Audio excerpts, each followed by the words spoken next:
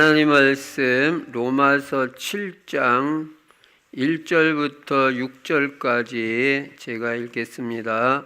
형제들아, 내가 법 아는 자들에게 말하노니 너희는 그 법이 사람이 살 동안만 그를 주관하는 줄 알지 못하느냐.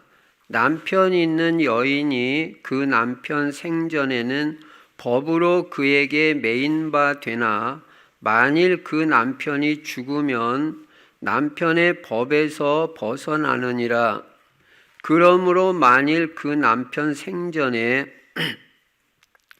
다른 남자에게 가면 음녀라.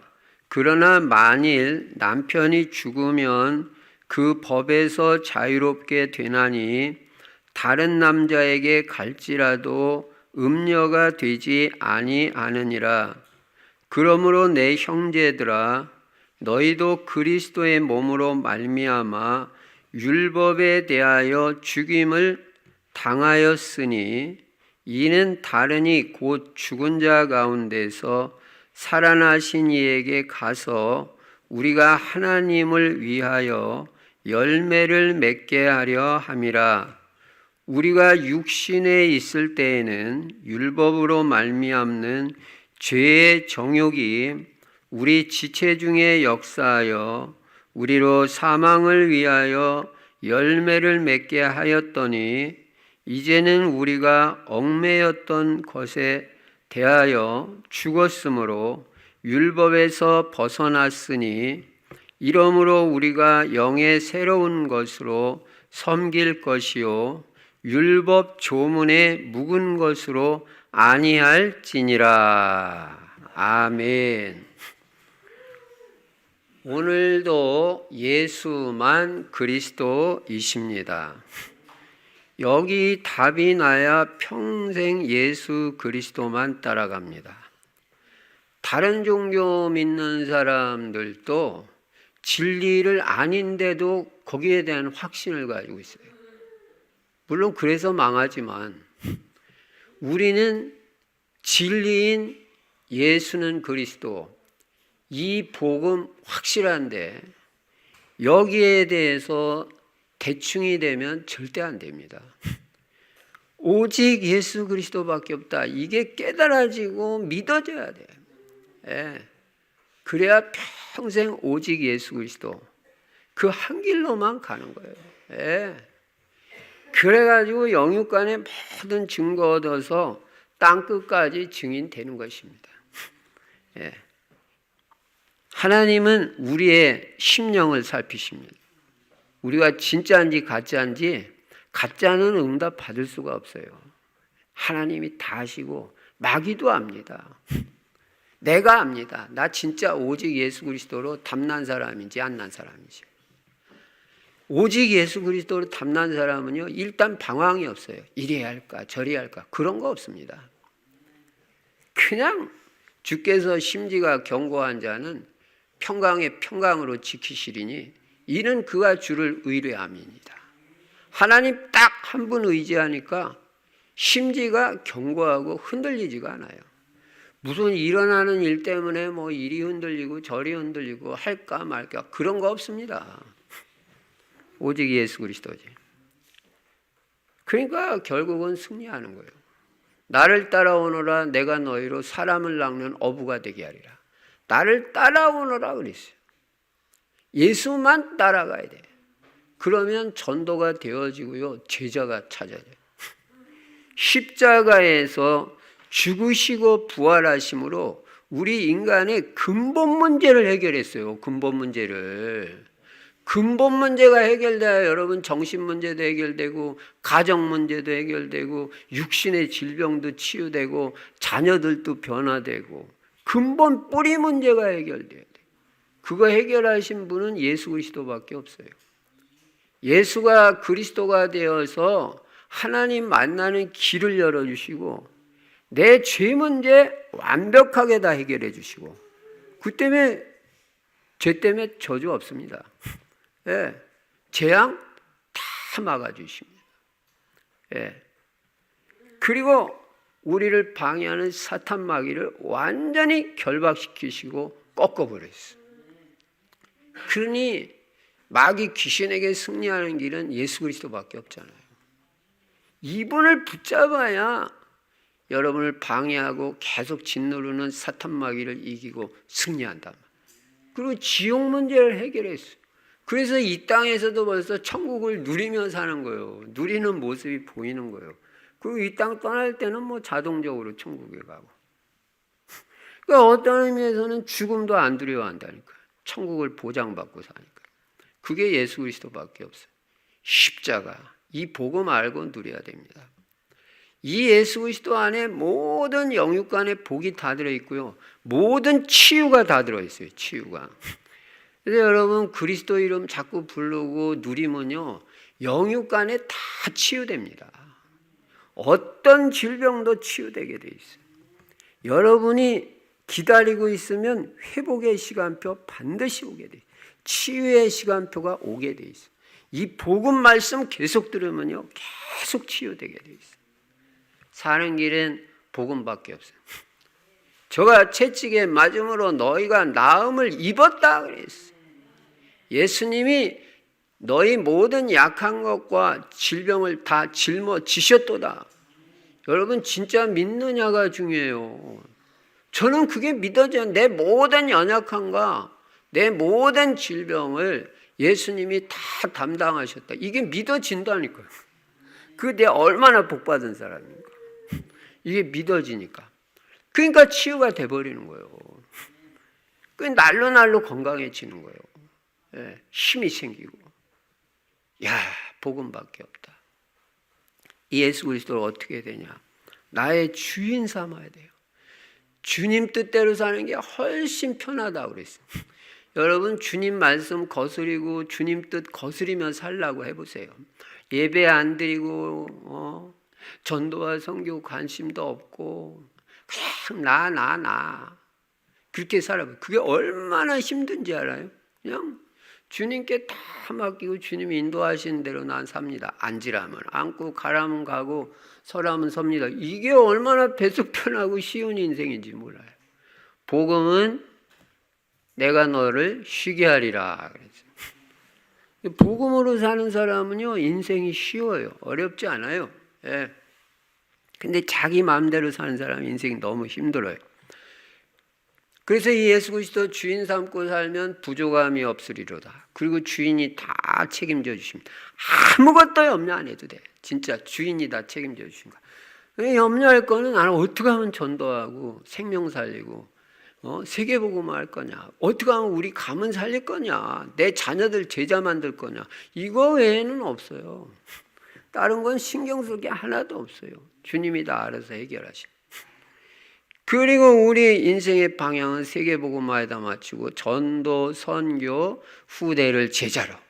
하나님 내 자녀들, 내 후대들 다 제자 되게 해주세요. 그래서 자손 천대까지 언약감은 이루어지게 하여 주시옵소서. 그리고 세계복음화에서 우리 충실 성도들은 다 전도제자가 돼요. 전도제자는요 오늘의 말씀 있고 오늘의 기도가 있어야 돼요. 그리고 오늘의 전도를 생각하고 생각만 해도 축복이요. 기도만 해도 오늘의 전도 실천한 거예요. 땅 밟았다? 이거는 더 복이 쏟아져요. 그래서 나의 전도를 작은 거라도 찾아가지고 할 수 있는 걸 실천해 보라는 거지. 조금 용기 내가지고 한번 해보세요. 저도요. 지난주에도 용기를 내가지고요. 저 용미리 가가지고 집집마다 다 들어가 버렸어. 상가마다. 그랬더니 의외로 이 사람들이 순수하게 그 용미리 추모공원 꽃집 있잖아요. 한 집 들어가니까 불교, 한 집 들어가니까 아이고 목사님이세요. 저 예수 믿어요. 파라과이에서 36년 이민 생활하다가 나이 들어서 이렇게 왔어요 하면서 앉으시라고 그러고 커피도 대접하고 그럼 뭐 거기서 포럼도 하면서 또 배우는 것도 있고 야 이거 약간만 용기를 내도 이거 된다 이거. 그럼 무조건 들어가는 거. 어떻게 보면 무차별 전도. 약간 용기 내는데 만약에 이 동네에 있는 상가를 한 집 한 집 다 들어가 본다 그러죠. 분석 딱 끝나버리는. 예. 머리에 써하나다. 하나도 어려운 거 아니다 이거. 약간만 용기 내면 돼. 나의 전도. 아니 여러분한테 꼭 그렇게 해라는 게 아니에요. 그냥 기도하다 보면 현장에서 깨달아지고 인도를 받게 돼. 그래서 나의 전도를 작은 거라도 실천하면요. 어제도 스리랑카 사람 복음 확실히 전하고 영접했잖아요. 뭐 정확하게 복음 이해하고 했는지는 모르지만 어쨌든 따라서 했어요. 그래서 나의 전도를 작은 거라도 실천하면 정복자, 성공자가 되고 일단 여러분 건강이 회복돼요. 힘이 생기고. 그리고 그러니까 제가 지난주에는요. 그 히말라야 산맥 16좌를 완주했더라고. 그 어몽길 씨가 쓴 정상을 향해 뭐 도전을. 그 사람 예수 믿는 사람은 아닌 것 같아. 거기 보면 신이여 나를 좀 살아오게 해달라고 뭐 이런 거 쓴 거 보니까 예수 믿는 사람은 아닌 것 같은데 내가 그걸 읽으면서 많은 걸 깨달았어. 어제까지 아직 조금 남았는데 이제 더 읽으려고. 여러분도 한번 사서 보세요. 우리가 무슨 노력하고 힘쓴다고 우리 인생이 뭐 다 잘 됩니까? 난 그걸 읽으면서 그 사람은 신이라고 표현했지만 뭐 히말라야 뭐 산신 하나님의 은혜가 없이는 안 되는 거다. 아무리 내가 뭐 산악인이 돼가지고 뭐 최고봉에 도전하고 와도 하나님이 허락을 하셔야 일단 8,000m 이상에는 그건 인간의 영역이 아니라고 그러더라고요. 그 인간의 영역이 아닌 건 하나님이 도와주셔야 되잖아요. 하나님이 은혜를. 바람 한 번만 휙 불어도 그냥 크레바스 그런 거 있잖아요. 그 눈과 눈 사이 깊은 게 그냥 떨어지면 가는 거예요. 자기 실력으로 되는 게 아니라니까. 그러니까 우리 입장에서 하나님이 허락하셔야 이게 되는 거지. 뭐 자기가 뭐 많이 등반 많이 해서 그거는 그래도 그걸 깨달았더라고. 뭐 예수 그리스도가 아니라 그건 우리가 감동받을 필요는 없지만 어쨌든 우리는 다 예수 그리스도로 해석을 하니까 깨닫는 게 많더라. 겸손해지지 않을 수가 없다. 내가 사업 성공했어요. 하나님이 뭐 한 번만 막히게 하면요. 사업이 될 수 없는 거예요. 결국은 하나님이 은혜를 주셔야 되고 하나님이 허락하셔야 되는 거다. 그래서 그분도 그렇게 해서 자기가 살아서 왔는데 자기를 왜 살려줬는지 그걸 생각한다고. 나도 하나님이 나를 살려주셨는데 나는 왜 살려주셨을까? 이거를 지난 한 주간 동안 계속 묵상을 했다니까. 우리는 뭐 답이 뻔하지만 여러분은 지금 왜 살려주고 계십니까? 나를 살려주고 계시는 분명히 하나님이 살려주셔서 살고 있는 거예요. 불러가려면 불러가신다면 하나님 전적인 주권이니까. 근데 다시 한번 또 나에게 기회를 주셨잖아. 저도 죽을 고비를 몇 번 넘길지 몰라요. 근데 제가 잘 깨닫지 못하니까 계속 또 힘들 때도 있고 어려울 때도 있고. 근데 이제는 하나님 절대 이제는 더 고생 안 하고 확실히 깨닫고 이제는 그 고생해서 깨달으면 어떻게 해요? 고생 안 하고 깨달아야지. 더 고생하면 어떻게? 더 몸 힘들으면 어떻게? 이제는 안 되잖아요. 이 정도로 해서 깨닫고 정말 복음만 위해 살아야지. 나의 전도.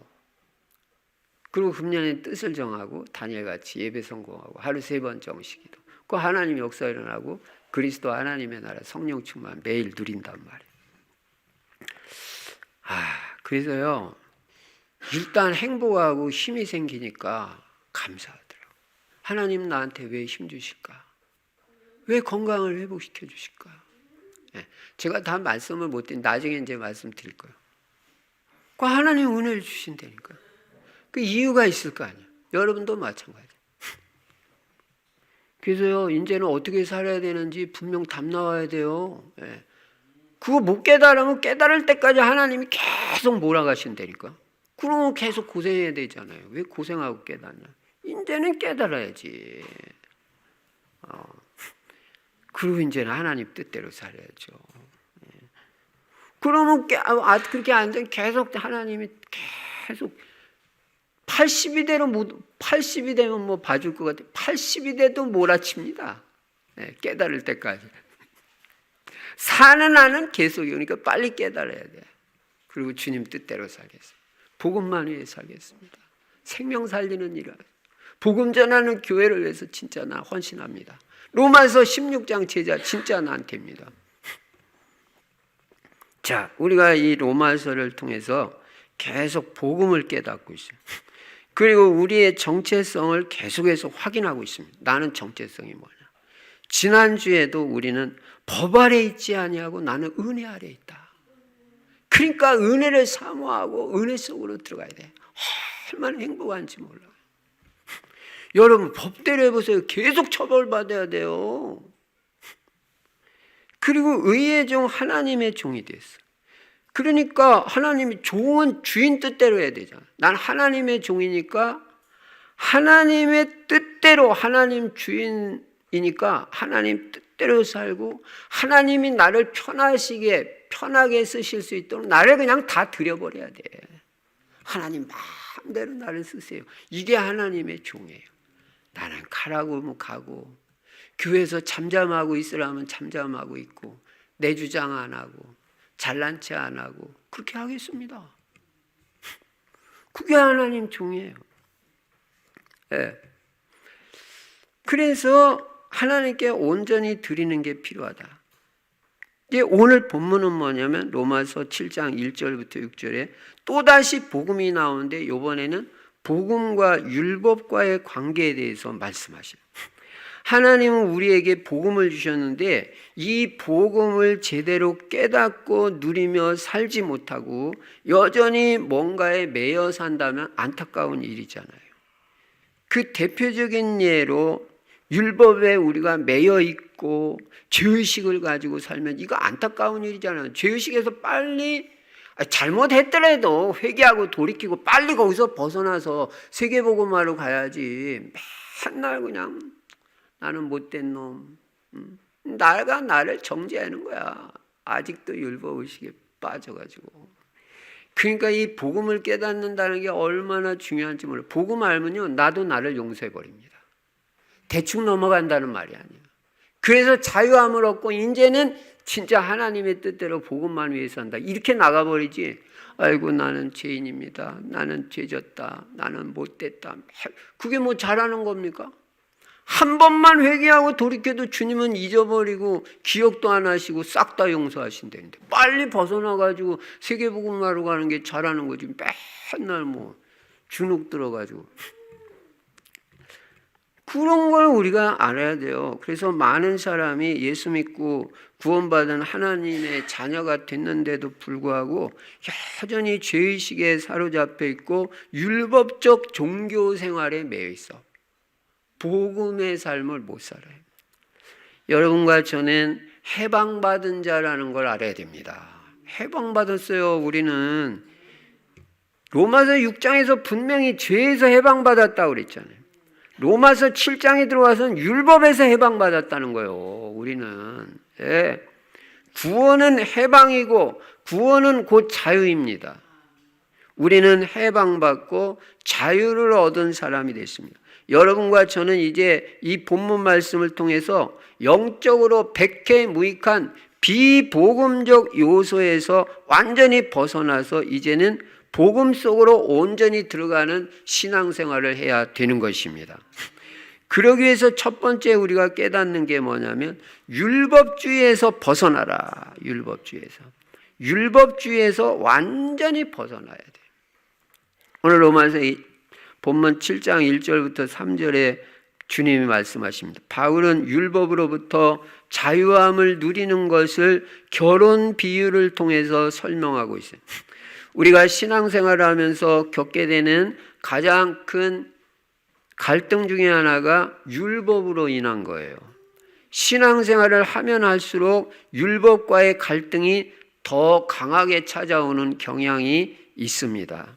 신앙생활을 하면 할수록 더 복음 속으로 들어가야 되는데 오히려 반대 현상이 일어나는 거예요. 다시 말하면 설교를 이걸 많이 듣는데 이제 사람을 살리는 방향으로, 생명을 살리는 방향으로 이 설교도 적용을 해야 되는데 다른 사람을 그 설교를 듣고 판단하고 정죄하는 쪽으로 적용을 하면 이게 문제가 되는 거예요.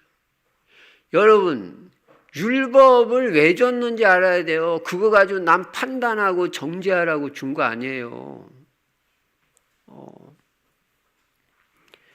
율법으로는 안 되니까 복음 속으로 들어가라고.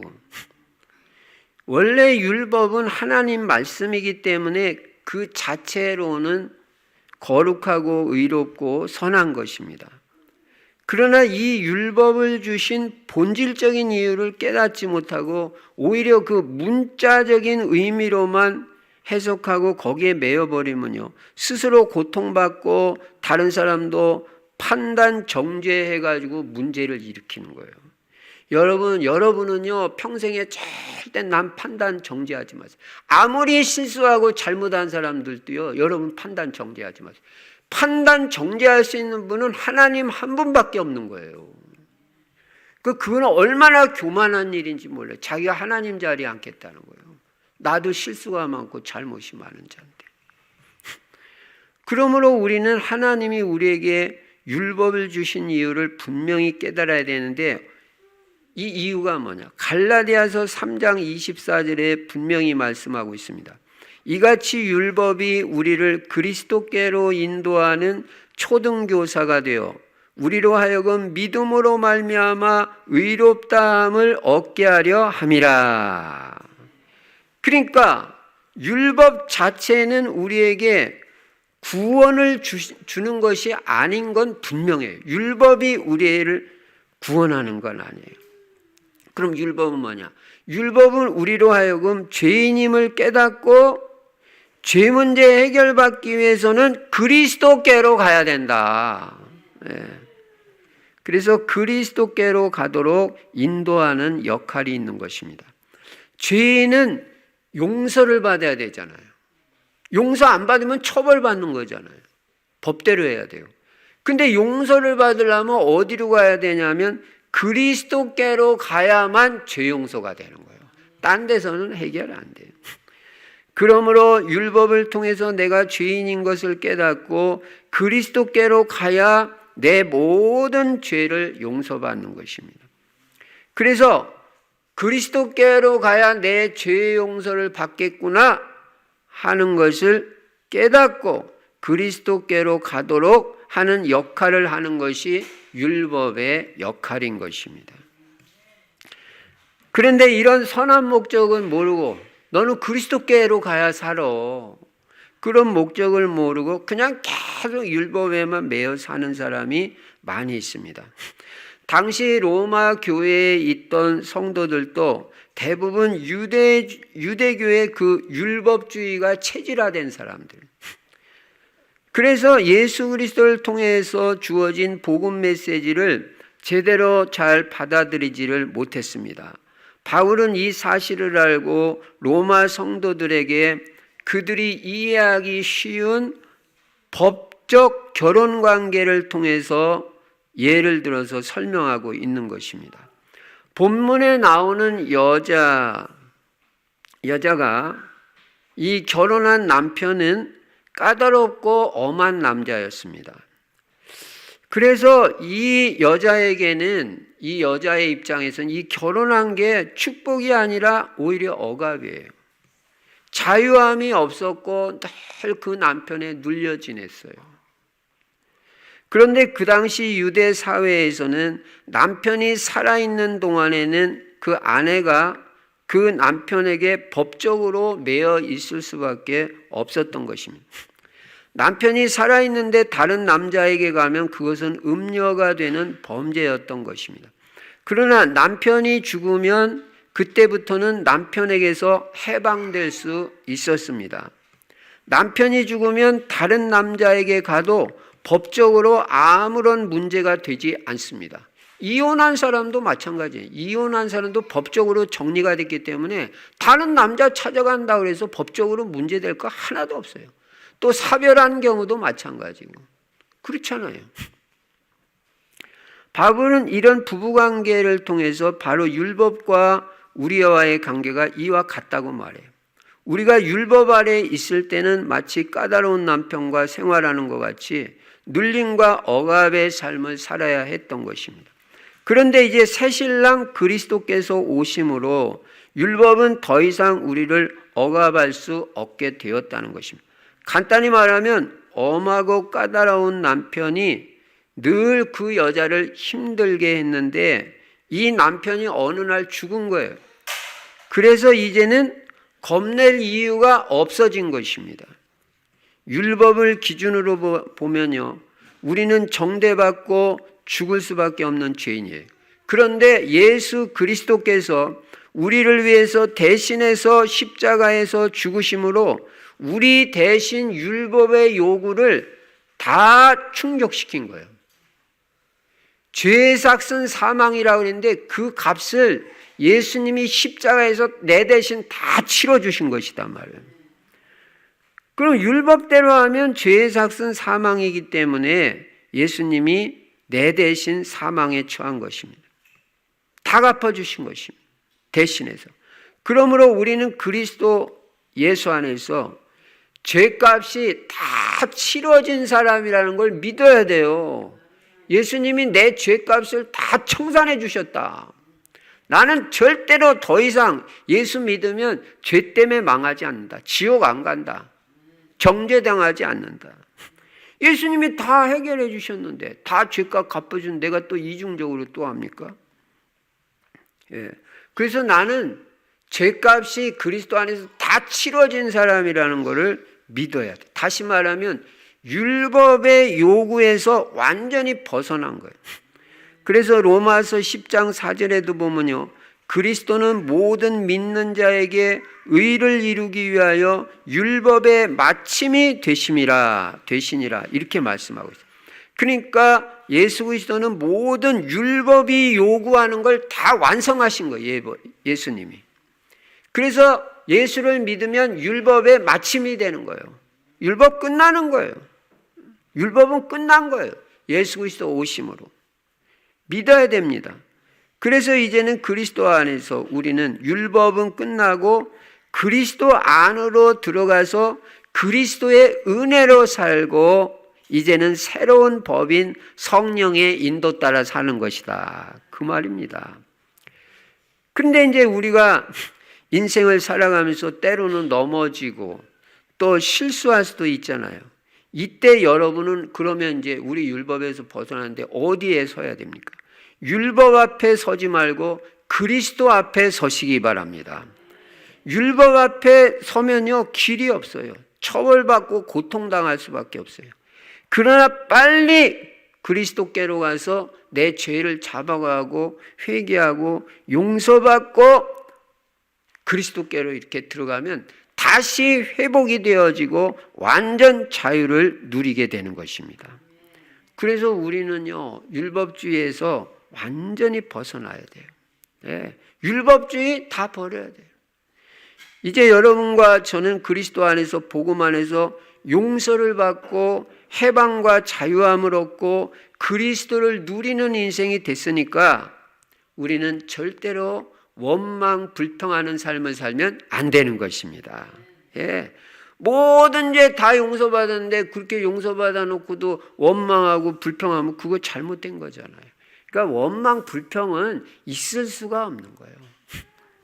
저는요, 지난주에도 지지난주인가 어떤 목사님 저보고 그 노예에서 어떤 일이 있었는데 하여간 목사님 네, 신경 쓰지 마시고 항상 기뻐하고 연세가 많으신 분이니까 저보고 그러더라고.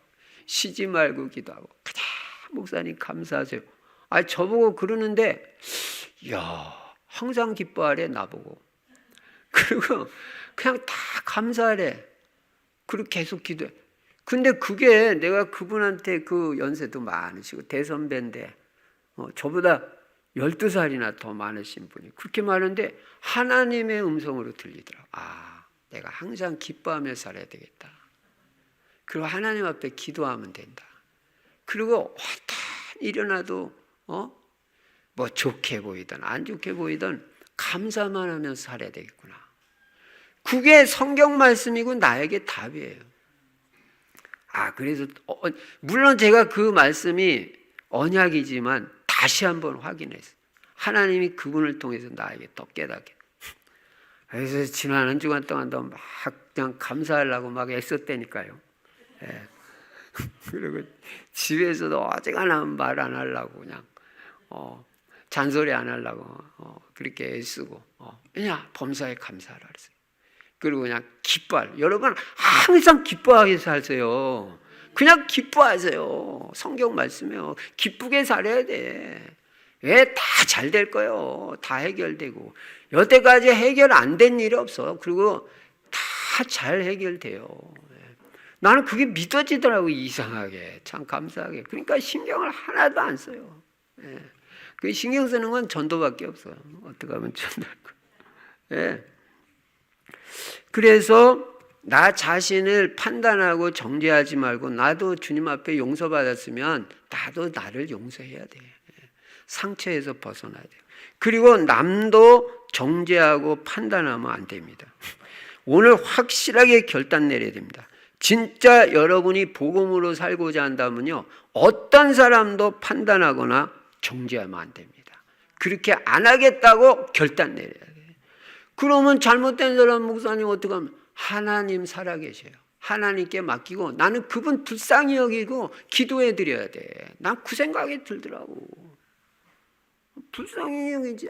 그러면 어떤 사람 또 그럽니다. 잘못했다고도 시인도 안 하는데 뭐 그러니. 잘못했다 시인하든 안 하든 그건 하나님께 맡기고 나는 그냥 용서하고 불쌍히 여기고 하나님이 해결해 주시도록 기도하는 게 나는 복음적인 태도지 내가 어떻게 그 사람을 바꿉니까? 자식도 못 바꾸는데 자식도 나는 바꿀 생각을 안 해요. 내가 어떻게 바꿔요? 기도해 줘서 하나님이 바꾸시게 그렇게 기도만 하고 기다리는 거지. 복음이 뭔지 알아요, 여러분? 내가 누구를 고칩니까? 야단친다고 고쳐집니까, 그게? 판단 정죄하지 마라. 나는 그 사람이 잘못했다고 시인을 하든 말든 나는 아무 상관없어. 나는 그분을 위해서 기도해 주고 기다리고 나 여호와가 때가 되면 속히 이루리라. 판단 정죄하지 않는다. 나는 난 상관도 없고 나는 기도만 하고 나는 전도만 하면 됩니다. 우리가요 남의 단점, 남의 잘못한 점만 자꾸 보면요 사람이 이상해져요. 완전 율법적인 사람이 돼. 내 마음에 일단 평안이 없어. 행복도 없고. 내가 왜 그런 인생을 삽니까? 한 번 사는 인생 바리새인 같이 맨날 정죄 판단하고 막 신경 쓰고 막 예민해지고 왜 그런 삶을 살아요? 여러분 남의 장점 보는 눈, 잘하는 거 보는 눈이 크게 열려지기 바랍니다. 그 사람 잘하는 거 있어요. 훌륭한 거 있어요. 그거 보는 눈이 더 열려져야 돼. 이게 복음적인 삶이에요. 우리가 원리스를 이루는 첫걸음도요 율법적 시각에서 벗어나는 것입니다. 율법적인 잣대로 보면요 다 잘못했고 다 죄인이에요. 우리는 죄인 아닙니까? 여러분은 떳떳하고 나는 완벽합니까? 하나님 보실 땐 그게 그거 같아요. 제가 볼 때는 요만한 죄도 죄는 죄잖아. 근데 누가 누구를 판단정. 그래서 율법적인 잣대로 자꾸 보면요 자신의 신앙생활 편하지 않아요. 그리고 말할 것도 없이 늘 죄의식에 시달려야 되고 율법에 매여가지고 자유가 없는 상태고 다른 사람의 힘도 빼버리는 역할을 하는 거예요. 늘 지적을 하니까 그 사람이 힘이 빠지잖아. 나는 이렇게 못하는 놈이구나. 못하는 사람이구나. 힘을 줘도 현찰판에 제가 현장에서 들어가서 보니까 사람들이 다 사는 게 힘들더라고요. 지난주에도 어떤 분한테 그렇게 그런 말씀하신데 제가요 정신 번쩍 나더라고요.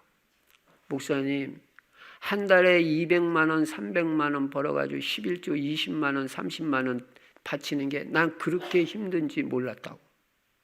이야, 나는 그 뭐 20만 원 30만 원을 못 드리냐? 난 솔직히 말해서 그런 생각을 했었단 말이야. 근데 실제로 현장에서 200만 원 300만 원 버는 게 너무 힘든 그런 분을 만났는데 200만 원 300만 원 벌기가 나는 이렇게 힘든 건지 처음 알았다. 이야, 성도들이 10만 원을 11조 드리고 20만 원 11조 드리고 30만 원 11조 드리고 이게 그냥 드리는 게 아니구나. 이게 보통 일이 아니구나. 현장에서 깨달았어요. 여러분이 그렇게 힘들고 어려운 인생을 어렵게 힘들고 그렇게 지금 살면서 그거 안 버리면 또 안 되잖아요. 그러니까 그러면서도 교회를 물질로도 섬기는 여러분이 얼마나 귀한 분이야. 복음 아니면 그걸 하겠어요? 그렇게 힘들게 사는데 그런 분들한테 또 야단치고 지져가가지고 힘 빼고 그러면 난 그거는 올바른 목사 아니라고 보고요. 다른 성도도 다른 성도한테 그렇게 하면 안 돼요. 지금 다 힘든데 힘을 줘야 그 사람이 살 거 아니오. 그 잘못한 사람은 얼마나 힘들겠어요. 실수하고 죄진 사람은.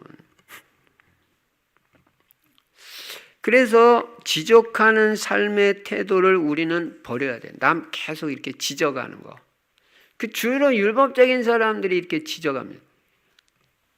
저도 그런 거 많이 했어요. 그래서 맨날 지적하는 거야. 그게 체질. 애들도 맨날 지적하고. 그러니까 집에 와서도 맨날 우리 집사람 지적하는 거야. 맨날 지적해. 왜? 내 마음에 드는 게 없으니까. 근데 저보다 훨씬 복음적이거든. 제가 볼 때. 그래도 그걸 다 받아주니까 얼마나 훌륭합니까? 네. 저 같으면 못 받아줘. 그래서 여러분 지적하는 거 그런 거 다 버려야 돼요. 네. 남이 잘못한 게 될 수 있으면 안 보이는 게 좋아요. 근데 만약에 하나님이 보이게 하셨다. 그럴 때는 그 사람을 고치려고 하지 말고 하나님이 고쳐주시도록 기도를 해라. 그게 올바른 태도 아니야. 하나님이 고쳐주셔야지. 여러분 자녀를 하나님이 고쳐주셔야지 완벽하지. 내가 그거 고치려고 대들고 그러니까 자꾸 싸워지는 거예요. 또 어제도 그런 분 만났어요.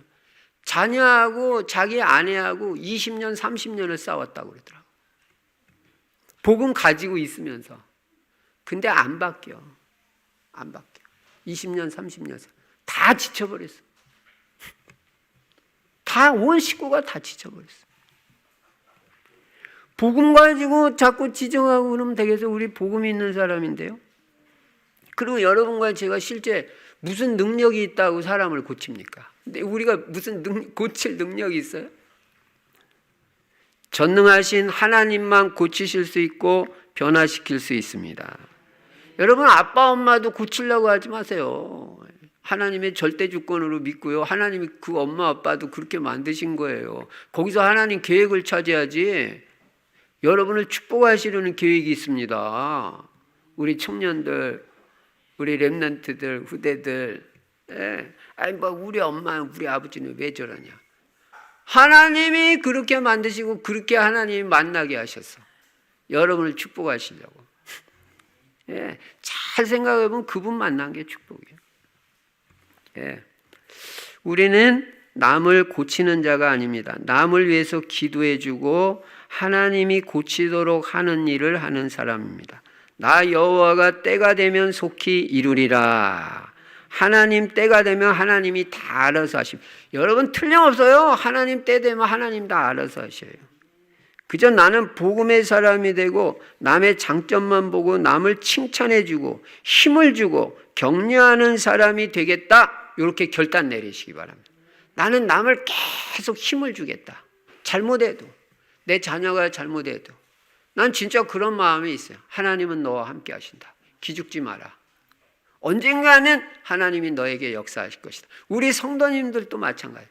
제가 복음을 깨달아가면 깨달아서 내가 이거 우리 성도님들한테 계속 힘을 줘야지. 힘들게 살고 어렵게 사는데 힘을 주고 기도해 주고 하여간 기도하려고는 몸부림을 치죠. 하여간 한 분 한 분 걸으면서도 계속 기도하고 오늘 아침에도 지금까지 계속 여러분 한 분 한 분 놓고 계속 기도하다 올라왔는데 그냥 난 기도만 해주면 돼. 또 그거 해라고 목사 회개했으니까. 자꾸 힘을 줘서 우리 성도님들이 살아나게 만들고 우리 교회 와서 복을 받고 응답을 받고 축복을 받게 만드는 게 내 사명이지. 뭐 지적하고 뭘 넌 잘났다고. 그래서 여러분과 저는 어떤 사람도 살리는 사람이 돼야 됩니다. 어떤 사람이라고 그래요. 어떤 사람도. 우리 충실교회만 오면 다 힘을 얻고 살아나도록 치유받고 그런 사람이 되게 하는 사명이 우리한테 있어요. 그게 복음 있는 교회예요. 그러니까 어떤 사람이 우리 교회 와도 편안한 거예요. 행복하고. 그냥 말씀 듣다 보면 다 치유되고 편안해지고. 성도들이 다 복음이야. 그래서 첫 번째가 이 율법주의에서 완전히 벗어나는 거예요. 여러분, 용서하시는 그리스도에는 용서하는 복음의 눈을 갖기 바랍니다. 어떤 사람도 복음의 눈, 그리스도 눈으로 바라보고 그렇게 용서하는 것이 그게 복음 체질이에요. 복음의 사람이에요. 어떤 사람도 불쌍히 여기고 기도해 주시기 바랍니다. 잘 되도록 축복해 주시기 바랍니다. 절대 남을 판단하거나 정죄하지 마세요. 그럼 여러분도 판단받고 정죄받는데요. 남한테 그렇게 하면은 우리 그러면 안 되잖아요. 우리는 계속 축복만 해주고 계속 용서하고 계속 기도해주고 힘주고 칭찬해주면 돼요. 그 축복, 칭찬, 용서, 응답이 다 여러분과 저에게 돌아오는 것입니다. 이게 바로 복음의 삶이에요. 남이 나 자신이 잘못한 것도 실수했더라도 그리스도 앞으로 빨리 가서 회개하고 용서받고 다시 회복하고 다시 시작하시기 바랍니다. 여러분 괜찮아요. 실수할 수 있어요. 주눅들지 마시고요. 나를 판단하거나 정죄하지 말고요. 빨리 거기서 벗어나세요. 회개하고 돌이키고 용서받고. 하나님 기억도 안 하신다. 오히려 힘주셔서 너는 이제 복음만 위해서 살아. 그렇게 힘주신다니까요. 내가 나를 정죄해서는 안 됩니다. 죄의식에 계속 빠져서 살면 안 됩니다. 빨리 은혜 속으로 들어가고 새롭게 도전하는 용기를 가져야 되는 것입니다. 여러분을 정죄할 자는 이 땅에 아무도 없다. 누가 여러분을 정죄해요? 하나님이 용서했는데. 나도 다른 사람 정죄하면 안 돼. 그 사람도 하나님이 용서하신 사람인데 누구를 정죄해요? 두 번째, 이제 율법주의에서 완전히 벗어났으면 복음을 풍성하게 누리시기 바랍니다. 오늘 본문 4절에 말씀합니다. 그러므로 내 형제들아 너희도 그리스도의 몸으로 말미암아 율법에 대하여 죽임을 당하였으니 이는 다르니 곧 죽은 자 가운데서 살아나신 이에게 가서 우리가 하나님을 위하여 열매를 맺게 하려 함이라. 사도 바울은 오늘 본문에서 예수 그리스도의 대속 사역과 부활로 율법이 더 이상 우리를 지배하지 못하게 되었음을 밝히고 있는 거예요. 그리스도께서 오심으로 율법 시대는 끝나고 복음 시대가 열린 거예요. 오늘 본문에 보면 우리가 그리스도의 몸으로 말미암아 율법에 대하여 죽임을 당했다고 표현하고 있어요. 바울은 이 죽임이라는 단어를 사용해서 율법과 우리와의 관계는 완전히 끊어졌음을 강조하고 있는 것입니다. 우리는 율법에 대해서 죽임을 당했다. 아까 말했잖아요. 남편이 죽으면 다른 데로 가도 하나 법적으로 하자가 없다. 율법에 대해서는 죽임 당했기 때문에 우리는 이제 새로운 데로 복음으로 넘어가는 거예요. 과거에는 율법이 우리의 신랑이었습니다. 이제는 이 관계가 청산되고 그리스도께서 우리의 신랑이 되신 것입니다. 이제는 이 그리스도를 또 복음을 풍성하게 누려야 되는 것입니다. 이 그리스도 복음을 풍성하게 누리는 것이 우리를 향한 하나님의 계획인 것입니다. 여러분, 복음을 누리시기 바랍니다. 그러면 행복해집니다. 복음을 누리시기 바랍니다. 그러면 평안해질 겁니다. 나는 참 평안, 행복, 감사 이런 단어를 참 좋아합니다. 복음을 누리면요, 날이 가면 갈수록 더 인생이 잘 되게 돼 있어요. 복음 외에는 우리가 살 길이 없다는 걸 알아야 됩니다. 그래서 오직 복음, 오직 그리스도. 예수님 분명히 말씀하십니다. 내가 온 것은 양으로 생명을 얻게 하고 더 풍성히 얻게 하려 함이라. 예수님이 이 땅에 오신 이유는요, 우리가 그리스도 안에서 예수 믿으면 생명 얻죠? 그러면 풍성하게 살게 하기 위해서 오셨다는 거예요. 그리고 우리는 여기서 한 단계 더 나가야 돼. 한 단계 더 나가서요, 이제는 하나님을 위해서 열매 맺는 삶을 살아야 돼. 예. 누리는 삶에서 한 단계 더 나가서 4절 후반부에 보시면요, 이는 다르니 곧 죽은 자 가운데서 살아나신 이에게 가서 우리가 하나님을 위하여 열매를 맺게 하려 함이라 그랬습니다. 5절 6절에도 보시면요, 우리가 과거에는 죄의 정욕으로 사망을 위해서 열매를 맺었지만 이제는 그리스도 예수 안에서 새로운 열매를 맺어야 되는 것입니다. 여러분, 열매도 열매 나름이지만 하나님께 대한 최고의 열매가 뭔지 알아요? 그게 바로 생명 살리는 열매입니다. 여러분, 착하게 사는 게 그것도 좋은 열매죠, 하나님 앞에. 그러나 제가 깨달은 거는 생명 살리는 열매가 하나님께 대한 최고의 열매. 다시 말하면 전도의 열매 맺는 사람이 최고의 열매 맺는 사람. 지금은 몰라요. 지금은 전도도 안 해도 심지어는 예수 안 믿어도 예수 믿는 사람보다 훨씬 더 잘 사는데, 그렇게 잘못 생각할 수가 있습니다. 두고 보세요. 예. 전도, 생명 살리는 열매 계속 맺은 사람, 지금 아무리 힘들고 어렵게 사는 것 같아도 두고 축복이 오고 행복해지고 자녀까지 하나님의 축복받아요. 후대까지. 예. 그래서 어쨌든 누구 한 사람을 전도해서 살려보겠다는 생각 한번 해보세요. 자녀도 괜찮아요.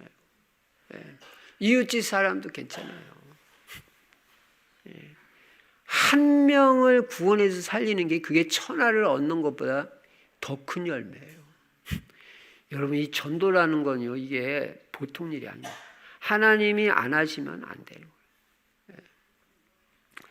그래서 우리는 이제 매일 우리가 삼오늘이라는 거 하잖아요. 오늘의 말씀, 오늘의 기도, 오늘의 전도 이렇게 하는데, 그것도 사실은 물론 나아가 신앙생활을 올바로 하기 위해서 그런 것도 있지만 사실은 다 전도를 위한 거예요.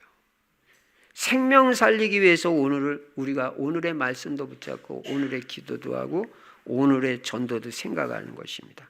여러분, 복음 전에서 생명 살리는 것보다 더 좋은 열매는 없어요. 한 영혼을 천하보다 더 귀하게 여기는 것이 하나님의 마음이에요. 그러니까 한 영혼을 살리려고 내 중심을 다하고 빗속에서도 복음 전하려고 현장을 가고, 그게 하나님 보실 때는 너무너무 귀한 사람. 예. 여러분, 그래서 이 복음의 풍성한 축복을 마음껏 누리시고요, 다른 사람에게도 이 생명의 복음을 전하면요 막 힘이 생겨요. 희한하게. 예. 그래서 생명 살리는 열매를 풍성하게 맺기 바랍니다. 여기까지 가야 된다. 율법주의에서 벗어나라. 복음 속으로 들어가서 복음의 축복 누려라. 그 다음에는 한 단계 더 나가서 하나님께 대한 열매까지 맺는데, 그 최고의 열매가 생명 살리는 복음 전도의 열매다. 거기까지 나가야 이제 올바르고 하나님 원하시는 신앙생활입니다. 결론입니다. M.R. 단 박사라는 분이 있는데요, 이분이 쓴 책 율법이냐 은혜냐 이런 책이 있습니다. 이 책에 살펴보면요, 율법과 은혜에 대해서 잘 설명해 주고 있는데요, 첫째로 율법은 가장 선한 사람도 정죄하지만 은혜는, 복음은 가장 악한 사람도 구원한다. 이게 율법과 복음의 차이예요. 율법은 죄의 삭선 사망이라고 말하지만 그렇게 말하잖아요. 은혜는 그리스도 안에 있으면 하나님의 영생이라고 말한다. 어디로 가야 됩니까? 제가 지금 율법 버려라 그게 아니에요. 율법은 빚을 갚으라고, 죄의 빚을 갚으라고 말하지만 은혜는 이미 죄값이 지불됐다고 말합니다. 율법은 죄를 깨닫게 하지만 은혜는 죄로부터 구원을 받게 하는 것입니다. 율법은 돌에 새겼으나 은혜는 마음에 기록된 것입니다. 율법은 두려움을 가져오지만, 왜냐하면 그대로 못 살으니까. 그건 다 율법대로 사는 율법주의 사람들은요, 마음에 평안이 없어요. 늘 두렵고 무섭고. 은혜는 평안과 확신을 준다. 너 해방받았어. 너 자유롭게 살아. 너 하나님 책임져. 하나님은 너와 함께. 이게 은혜고 복음이죠. 율법은 복종을 강요하지만 은혜는 순종할 수 있는 힘을 준다. 순종할 수 있는 능력을 주는 게 복음인 것입니다. 이제 우리는 율법의 멍에에서 완전히 해방받고 은혜 아래 거하게 됐습니다. 저는 이 복음 깨달은 게 너무너무 감사해요. 진짜 자다가도 일어나서 벌떡 감사할 일이에요. 어떻게 내가 이 복음 깨닫고 복음 전하는 목사가 됐냐. 율법 아래서는 우리가 죄인이고 마귀 자녀였지만 은혜 아래서는 의인이 되었고 하나님의 자녀가 됐습니다. 이제 우리는 하나님의 자녀로서 은혜의 복음의 풍성함을 누리고 나아가서 생명의 열매 맺는 전도 제자의 축복까지 누리는 여러분과 제가 되시기를 주의 이름으로 축원합니다. 우리 합심해서 한번 2, 3분만 기도하겠습니다. 자기 소리가 자기 귀에 들리게 그렇게 용기를 내서 소리내서 기도해 보세요. 그래 뭐 어떤 이 영적인 영성이 생깁니다. 네. 율법주의에서 이제 완전 벗어나고 절대 남 판단 정죄하지만 나는 용서하고 복음 속으로 들어가서 복음 누리고 생명을 살리는 열매를 맺는 사람이 되도록 기도하시기 바랍니다. 전능하신 우리 아버지 하나님, 감사와 찬송과 영광을 돌립니다. 우리를 하나님 아버지 율법주의에서 완전히 벗어나게 하여 주시옵소서. 하나님, 율법은 복음으로 인도하는 이 초등교사라고 말했습니다. 하나님, 우리는 복음 속으로 들어가야 살 길이 있는 줄로 믿습니다. 어떤 사람도 판단 정죄하지 말고 불쌍히 여기고 용서하고 위에서 기도하고 다시금 기회를 주는 사람이 될 수 있도록 완전 복음의 인생이 되게 하여 주시옵소서. 전능하신 우리 아버지 하나님, 오직 우리에게 성령의 충만함을 주시고 성령의 인도받는 삶을 살게 해주시고 내 힘과 능력으로 아무것도 될 것이 없습니다. 오직 하나님의 은혜가 아니면 될 수가 없습니다. 하나님의 은혜를 사모하고 하나님만 바라보고 하나님의 능력으로 되어지는 인생이 되게 하여 주시옵소서. 날마다 복음을 누리게 하여 주시옵소서. 나아가서 생명 살리는 하나님께 대한 열매를 맺을 수 있도록 주여 은혜를 베풀어 주시옵소서. 오늘 이 시간에도 우리 성도님들 완전 복음이 각인 뿌리 체질화되어지고 복음 누리고 복음만 증거하는 복음의 사람으로 살게 하여 주시옵소서.